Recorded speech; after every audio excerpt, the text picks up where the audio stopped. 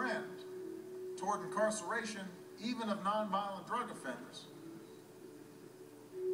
And the costs of that trend are crowding out other critical investments that we can make in public safety.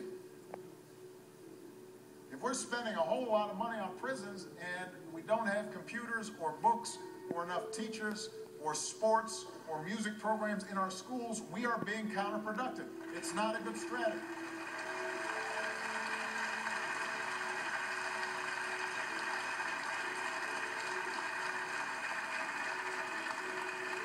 And so in addition to the work we're doing directly on the criminal justice front, we're also launching something that we call My Brother's Keeper, an initiative to ensure that all young people, but with a particular focus on young men of color, have a chance to go as far as their dreams will take them.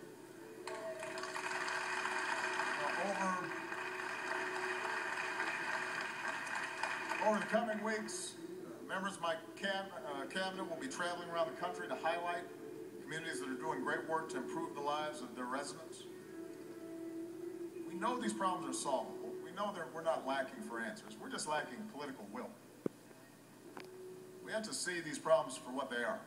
Not something that's happening in some other city to some other people, but something that's happening in our community, the community of America. And we know that change is possible because we've seen it in places like this. We've seen it thanks to people like Officer Virginia Mateus. Where's Virginia? There she is right there. So,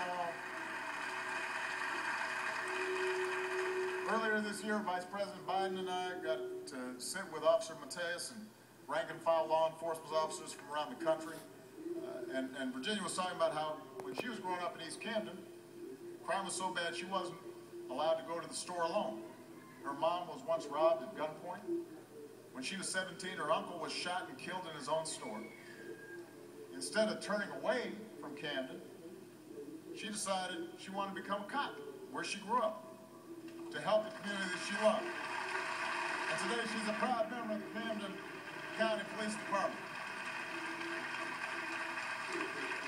And she's a constant presence in the community, getting to know everybody she passes on her beat, even volunteering in a kindergarten. Officer Mateus isn't just helping to keep her community safe, she's also a role model for young people of Camden. Anybody who thinks that things aren't getting better, she says, I see kids playing outside, riding bikes in the neighborhood, on their porches having a conversation. That's how I measure change. That's how we should all measure change. I had a chance to meet with some of the young people here who participated in a little round table with the officers. And they're extraordinary young people. And they've got hopes and dreams just like Malia and Sasha. And they're overcoming some bigger barriers than my children ever had to go through or I had to go through.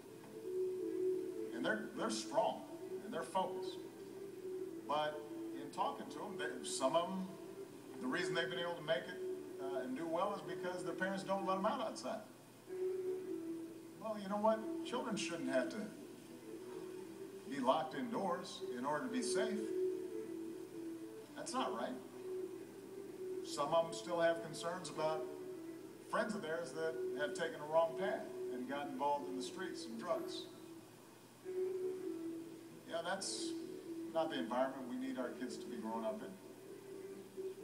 Yeah, I challenge everybody to get to know some of these young people. They're outstanding. They're going to do great things in their lives.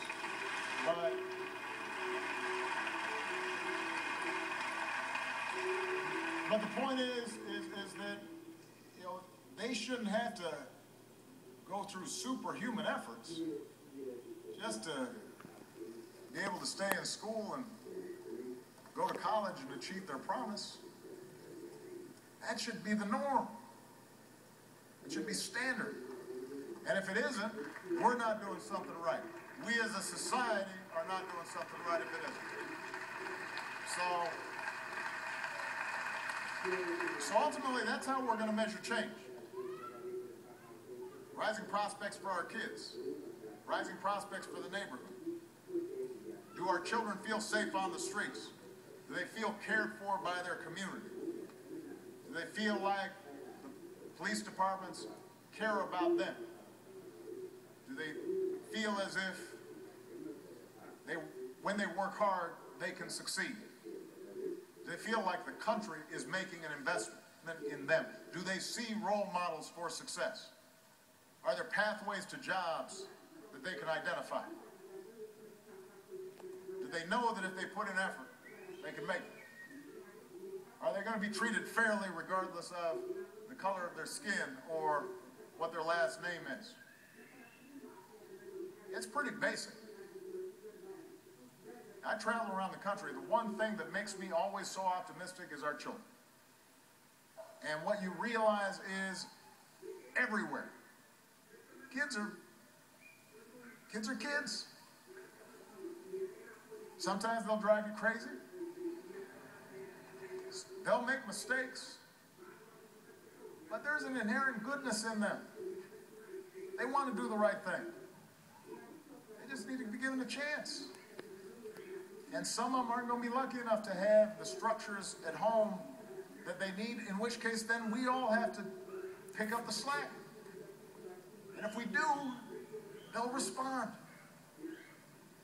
They will. But we got to feel like they're our kids. We got to see our children in them, in their eyes. We haven't done enough of that. But we can. There's a moment of great promise. There's a moment of great hope.